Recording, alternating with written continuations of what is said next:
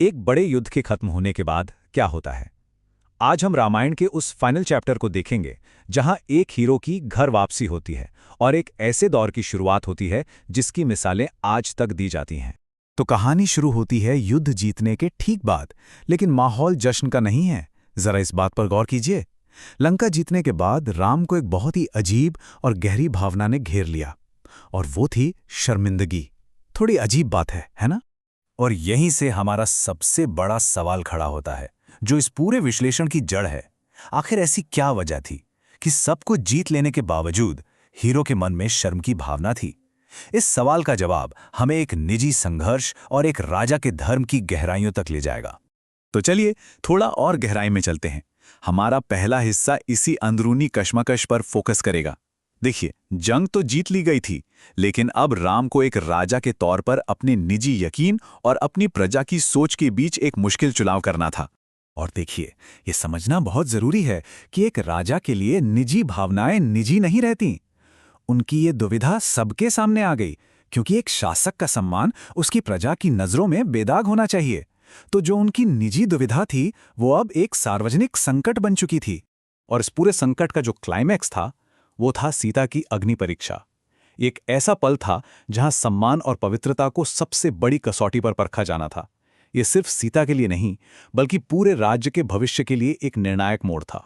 अपने मन में चल रही इसी कश्मकश और एक राजा होने के दबाव में आकर राम ने भरी सभा में सीता के लिए बहुत कड़े शब्दों का इस्तेमाल किया। ये एक पब्लिक इल्जाम था जो दिखाता है कि उनके मन का संघर्ष कितना गहरा था। अब इन इल्जामों के जवाब में सीता ने जो किया, वो भी उतना ही जबरदस्त था। उन्होंने अपनी पवित्रता साबित करने के लिए एक ऐसा कदम उठाया जिसकी कोई कल्पना नहीं कर सकता था। वो जलती हुई आग में चली गईं।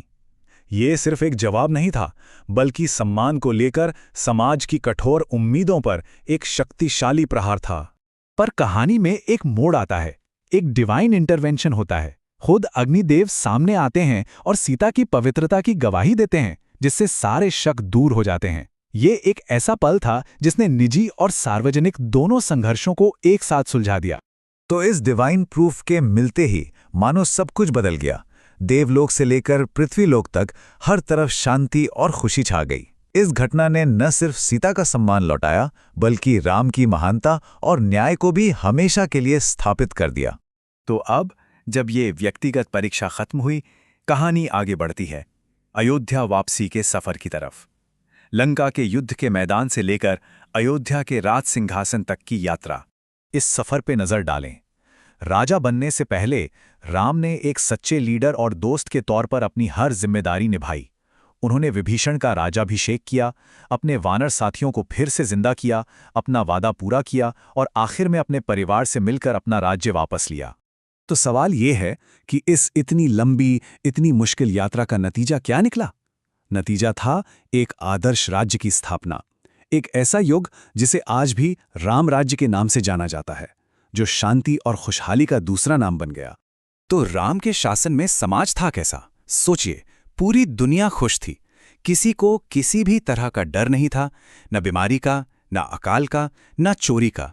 कोई पिता अपने बेटे को मरते हुए नहीं देखता था और कोई औरत विधवा नहीं होती थी। ये पूरी तरह से शांति और सुरक्षा का दौर था।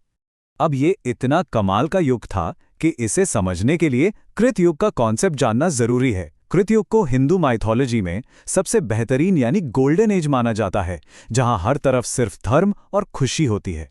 देखिए, ये टेबल साफ साफ दिखाता है कि राम का शासन कितना आदर्श था। इसे हर पैमाने पर, चाहे वो अमीरी हो या लोगों की खुशी, उस महान स्वर्ण युग यानी कृतयुग के बराबर माना जाता था। और ये शानदार शासन कब तक चला? पूरे 11,000 साल तक। तो चलिए अब कहानी के अंदर की घटनाओं से हटकर खुद कहानी की ताकत पर बात करते हैं। वो ताकत जो इसे पढ़ने या सुनने वालों को मिलती है। इस महाकाव्य को पढ़ने के कई सारे आध्यात्मिक फायदे बताए गए हैं। कहते हैं कि ये पवित्र है, पापों को खत्म करता है, और तो और इसे वेदों के बराबर माना गया है। ऐसा कहा जाता है कि जो कोई भी इसे पढ़ता है वो सभी पापों से मुक्त हो जाता है, लंबी उम्र पाता है और मृत्यु के बाद स्वर्ग में भी सम्मान पाता है। लेकिन बात सिर्फ आध्यात्मिक फायदों तक ही सीमित नहीं है। मूल ग्रंथ में समाज के 4 पारंपरिक वर्णों के लिए भी खास फायदे बताए गए हैं।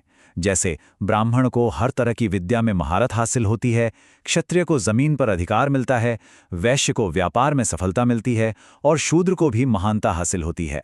ये इस कथा के गहरे सामाजिक महत्व को दिखाता है। और आखिर में एक सवाल, एक ऐसा सवाल जो सोचने पर मजबूर कर देता है।